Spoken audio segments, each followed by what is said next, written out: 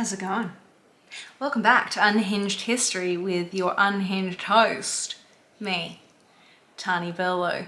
I'm very happy to have you here today. For those joining on Spotify, hello, welcome. And for those on YouTube, hello and welcome also. Today's episode is called Don't Lick the Green Wallpaper. And I'm going to leave you hanging on that until I do this little intro thing.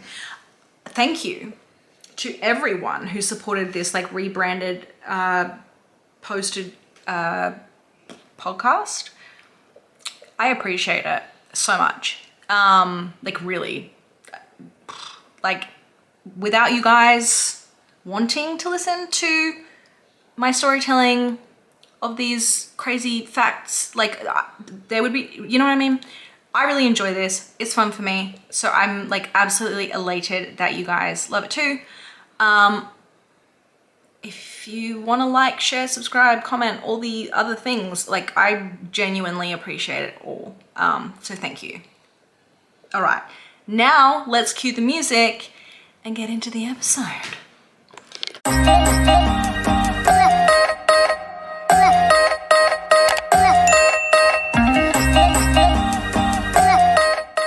Before I begin today, my little disclaimer. I'm not an expert in this area. Nay, I am a storyteller. However, whenever I do these episodes, I do take the time to research it, and those researchers are experts. So they'll always be in the show notes or in the comment, that panel section of YouTube. If you want to do further reading on it, absolutely. I would want to do further reading if it were me. However, if you are an expert in a particular area that I talk about on any of these episodes, and you would like to add, correct, do anything really, just comment below. I'm actually someone that likes to be wrong because then you can tell us the correct one. Today is called Don't Lick the Green Wallpaper. And we will be traveling back at the beginning to 1700s Germany / Switzerland / Germany, I think, was occupied by Switzerland at this point. But before we head into the 1700s, I'm going to give you an awful story from the mid 1800s. Okay, a father, a bricklayer, and a mother are in the hospital where their 3-year-old is terribly ill with a mysterious illness that the doctor doesn't know what to do about at this stage. Their 3-year-old daughter. He's trying everything he can to work out, first of all, what is it that she has, but second of all, how can he help her? Now, this isn't just a poor little 3-year-old girl, but the couple, in fact, had lost all 3 of their other children. This was their last child. So you could say that they were beyond, I don't even stress and grief, that destitute at this point. That's the end of this. That's the middle to end part of the story. How did this happen, you ask? Now we will go back to the 1700s, okay? It begins with the birth of a man named Carl. His name was literally Carl Steele in 1742 in Stralsund, which is now Germany, but at that point was under Swedish. Did I say Switzerland before? What am I on? It was under Swedishness. Now it's modern day Germany. Okay, that's the thing. He was the son of a German merchant and was born in, as I said, a part of Germany that's under Swedish jurisdiction.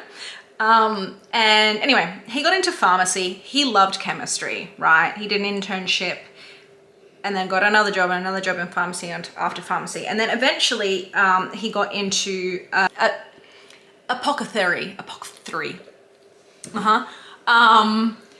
He did his exam you know, in 1775. And the Academy gave him an early pension. And so he took that early pension and did experiments, up to approximately 20,000 of them from his lab notes that were found. Anyway, he was a fantastic researcher. He was like renowned for his analytical skills, especially because he was working under such poor conditions, right? For like, he had to like borrow his chemist tools and things. He didn't have an oven, which is like needed obviously to like heat materials and whatever.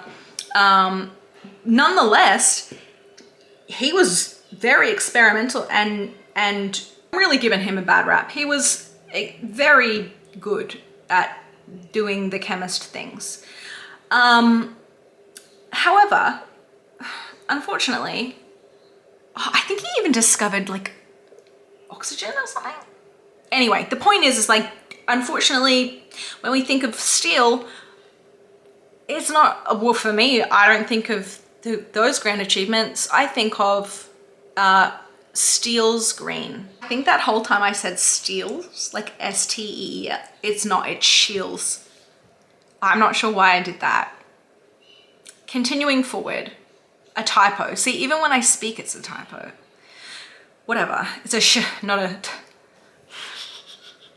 Anyway, a part of that, he mixes copper arsenate and makes this bright green color, okay, which is turned into paint, and with a bunch of other paints too, and it's used. Decorators, that like this color of green was like hot stuff, you know, like it was new.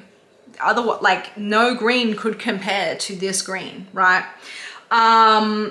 And it became particularly popular in the pre-Raphaelite movement of artists, which is like, you know, this whole like romantic-y style art.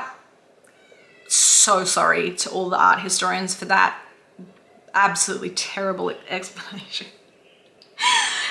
But anyway, and among like after artists, then home decorators get really interested in these colors, right?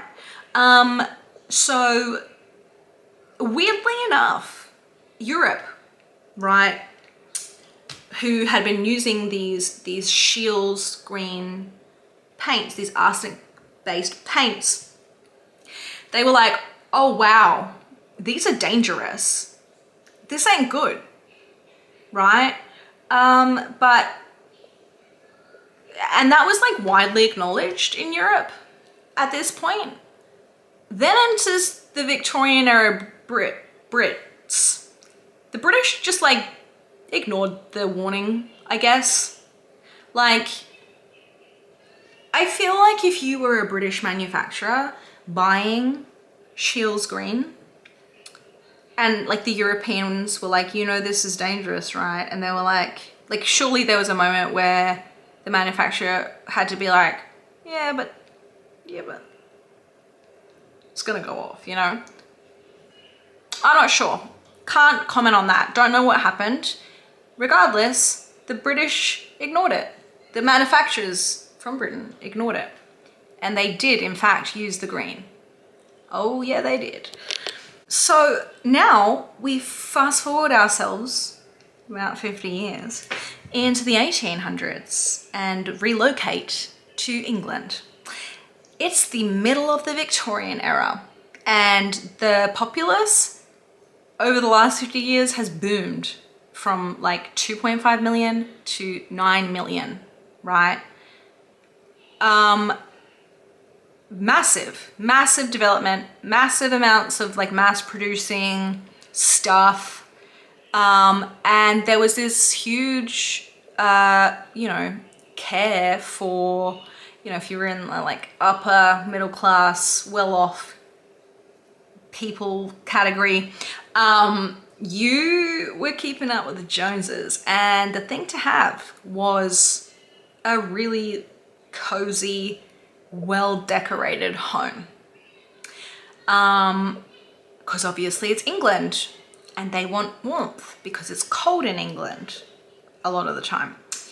They also wanted a place away from, you know, the daily bustle or whatever. They wanted a cozy little home sweet home. Fair enough. I feel like now the not so well off people of the Victorian era, grim factory life, right? Not a good time. Not these people. They weren't in peril. So they did the opposite. They wanted color and things. And the way that I would explain the style of the time, I mean, like, you know, like if I say Victorian era style, like images may conjure for you anyway, but just to describe it, I feel like it's like very like busy, like loads of like florals and intricate designs, and every wall was like a color, but like not just a color, it had a pattern on it, and like there was stuff just like everywhere. I want to say it feels cluttered, but like I feel like that's gonna offend people that enjoy this style. So maybe not, maybe it's just full. Let's use the word full. Now, at this time, basically the cost of goods plummeted, right?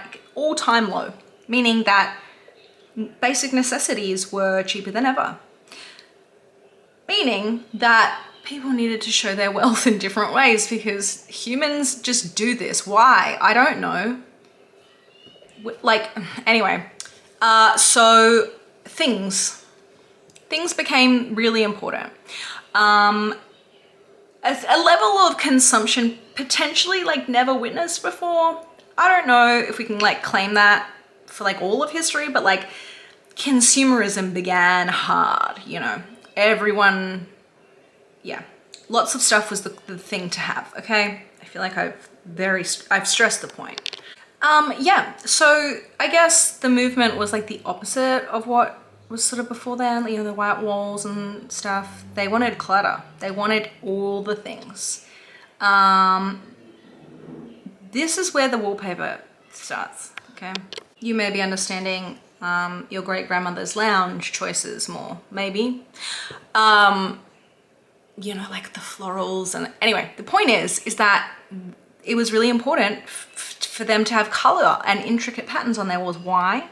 Because gas lighting came in. So you could actually see what was on the wall, right? When you could see what's on the wall, well, let's fill it with stuff, you know, because that was riches, that was wealth, that was power, status, mode, okay? The deeper and the richer the color, the better.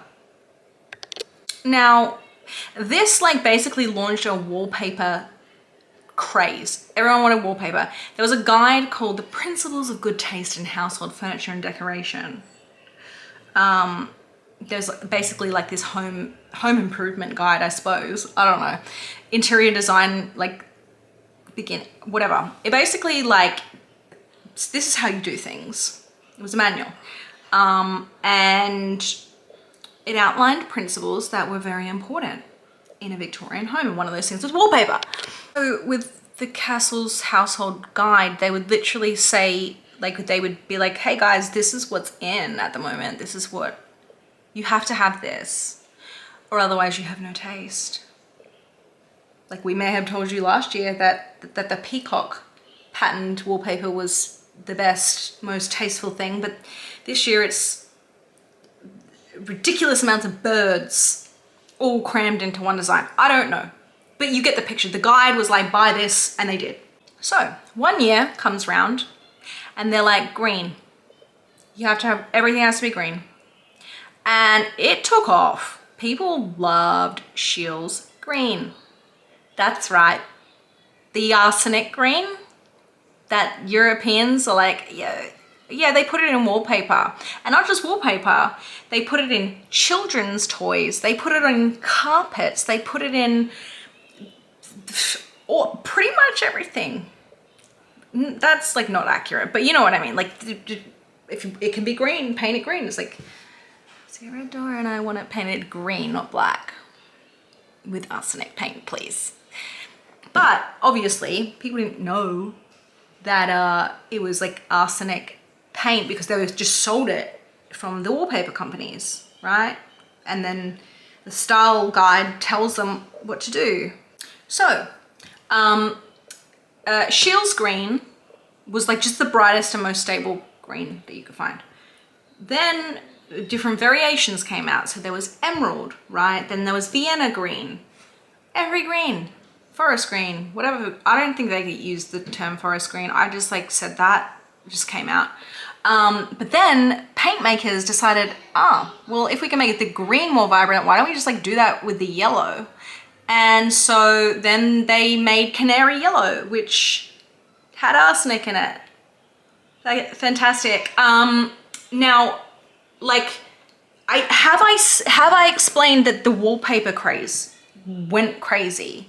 Everyone's getting wallpaper, okay? Interestingly enough, with the rise of sales of wallpaper, particularly the green and the yellow ones, these like weird illnesses were propping up. People were just dropping dead, especially children and old people and women that spend a lot of time in the home. Odd, that. So anyway, a few doctors were like, hold up, wait a minute, what's going on here? Something ain't right. So they looked into it. And they were like, oh my gosh. Carl Scheel in Europe, they know about the arsenic thing. Why do we miss that memo? And so like a couple of people like whistle like they're like, hello, this isn't good for you. But like everyone wanted their green wallpaper about more. Basically, over time, as the wallpaper wore, the ink like would flake off of the wallpaper and it would then be inhaled. So you would be constantly in your home inhaling arsenic. Now, a little tiny bit of moisture and maybe a little abrasion to the wallpaper, a little cut, and all that pent up vapor, right?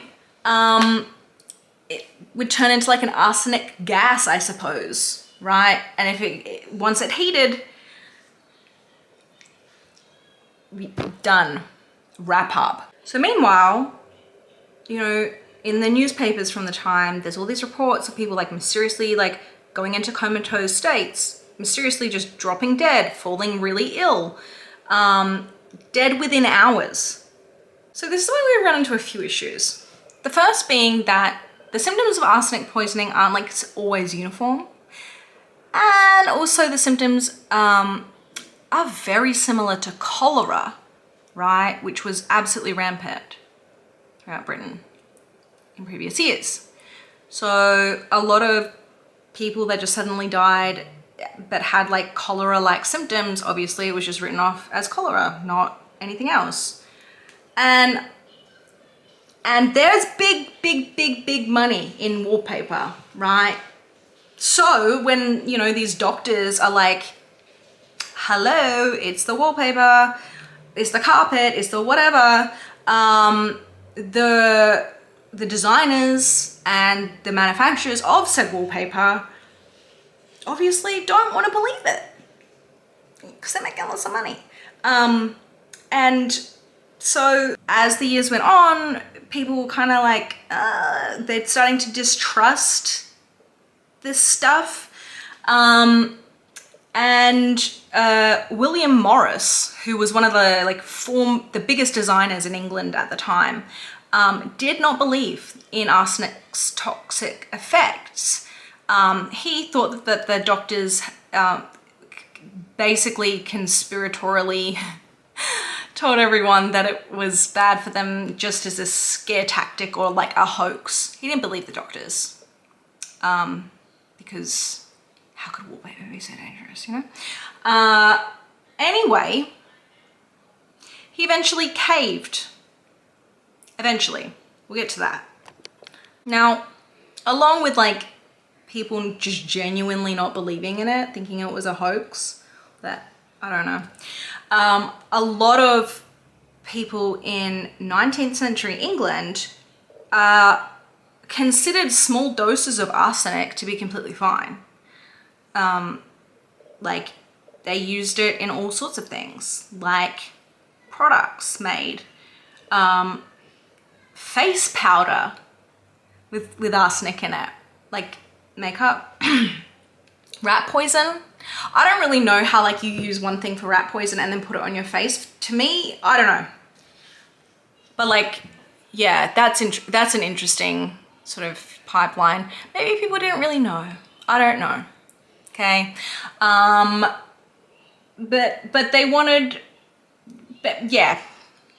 So anyway, after this big craze, everyone's put green wallpaper up, green carpet, whatever. As the housing situation starts to get older and, you know, houses need to be renovated. It rains a lot in England too. And like I said, when it was mixed with water, not a good time. Vapor, gases, knocking people out, left, right, and center.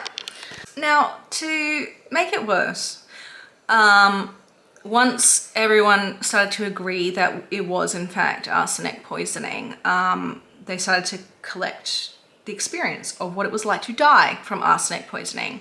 So essentially what would happen is they would breathe it in or inhale it or whatever, and the esophagus would begin to swell and burn. And then the digestive system would begin to burn with crippling stomach pains. Then there was the diarrhea that came after that, which was the arsenic was basically burning through the person. It was said to be so agonizing that when people died, it was a relief. It is not a good way to go, right? And children, and around like 1862, there's newspaper clippings and they're starting to use the terms arsenical poisoning, basically saying, you know, she died the following day at 1 o'clock. There was a case where a 6-month-old baby died after they picked up and chewed on a piece of green wallpaper.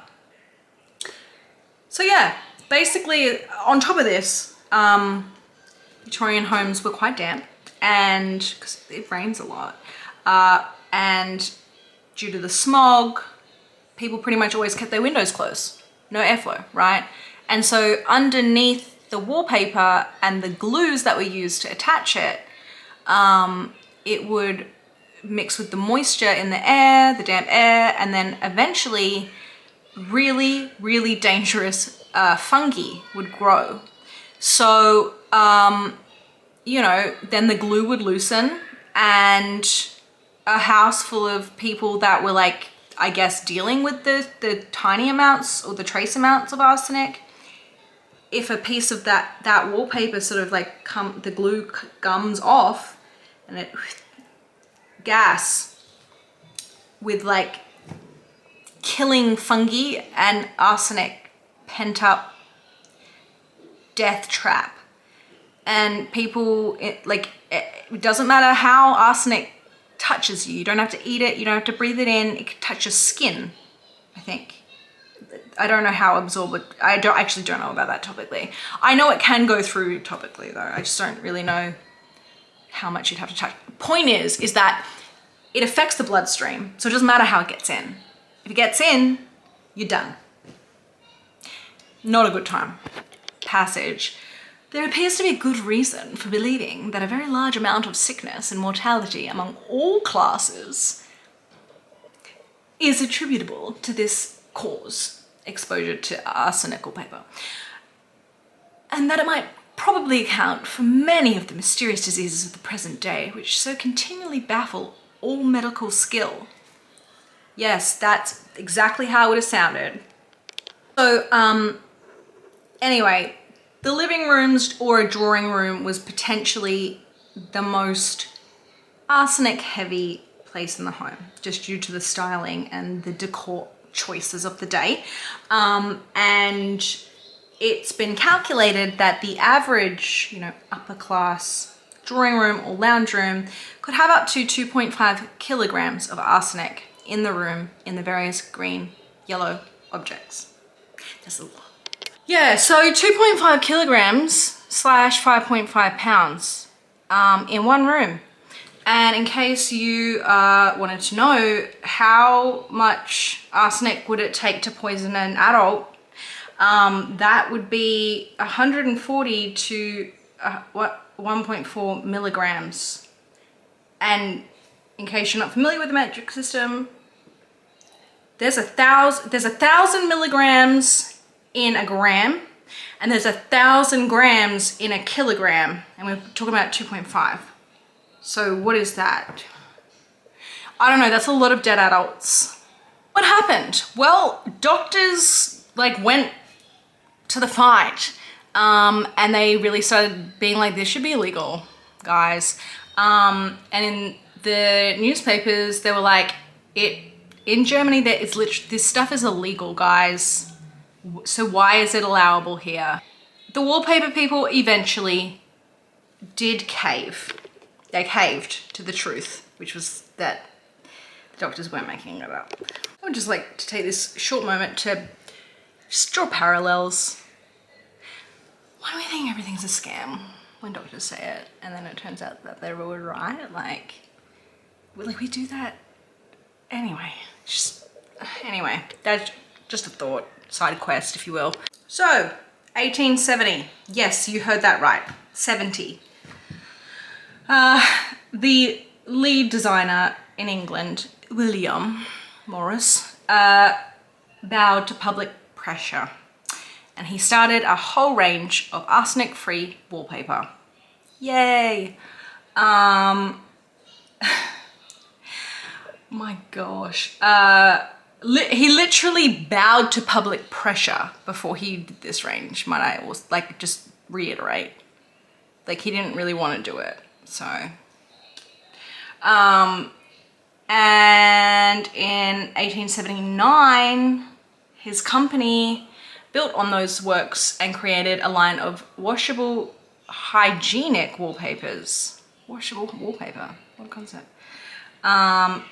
And that was advertised as arsenic free. Keyword advertised. Because there was a range that was for nurseries called Sleeping Beauty. Just, yeah, gosh, that's awful. So that was 1879, he did the whole nursery range called Sleeping Beauty. Anyway, then he designed this other range called Peacock Garden.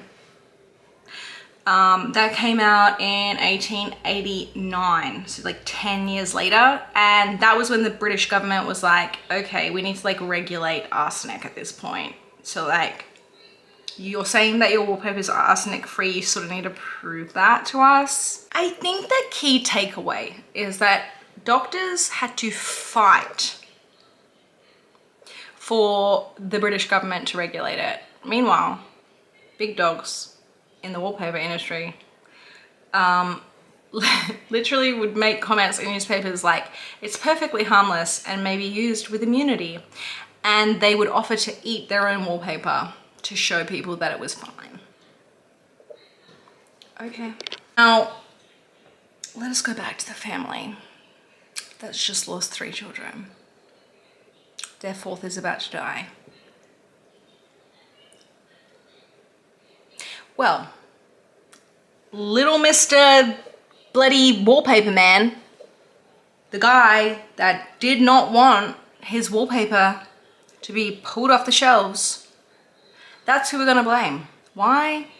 We're just gonna funnel our judgment to him for a little bit of a justice of an ending, because not only was he a wallpaper designer, nay, he happened to be an owner of the world's biggest arsenic mine. In fact, he was the director of this arsenic mine called Devon Great Consols. It was the biggest arsenic mine in the entire world, and he was the director of it. And he also made green wallpaper with arsenic in it that killed hundreds and hundreds of people, and did not want to take it seriously because, you know, he was double dipping. So now a lot of people from the time, if you said the name William Morris, they would associate him with arts and crafts, with home goods, decor, wallpaper designer, arty person. But in reality, he was making most of his money from mining arsenic and selling it. And I will leave you with this. It has been said that from that arsenic mine alone, there was enough arsenic produced to kill every single person on the planet. And that's why you can't trust artists. I'm joking! Did William Morris ever say sorry to him and said, hey, your wallpaper is killing me and my family? And he said, that's just witch fever. So no. I don't think he cared because he was very rich. In conclusion, this class 1 carcinogen, a human killer, basically it took the market, the consumers, to demand that they wanted arsenic-free wallpaper, for then the manufacturers to realize, holy crap, people aren't going to buy our arsenic wallpaper anymore, so we're gonna need to make new ones. And then they marketed the arsenic-free ones, etc., etc. And so therefore we have no idea how many people died from this. That's the mystery. We don't know. So we can, I guess, learn that consumers that fight for a better product get it eventually. Like, let's not make the same mistake as the arsenic wallpaper buyers, or the same mistake as the arsenic wallpaper deniers, especially when the leader owns the arsenic mine. Do you see what, if you read between the lines, you can take a lot from this lesson. A lot. That is all. Now, in a Victorian era home, was there more things that could kill you? Yes, a lot. And that's why I stand by the fact that the trend reversed. Would a modern adult survive in a Victorian era home? Probably not at all. Pretty much everything killed you. So yeah, in a like weird way to finish off the episode, let me know if you were interested by this. There's a lot more Victorian era things that we can talk about, but there's a lot of other things that we can talk about too. So leave your comments, and if you have any extra information, I would love to know it. I really would. We do. I wonder what that does genetically. Interesting. Don't know. Anyway, we're gonna finish up here. Thank you for joining. I'll see you next time on Unhinged History. Bye.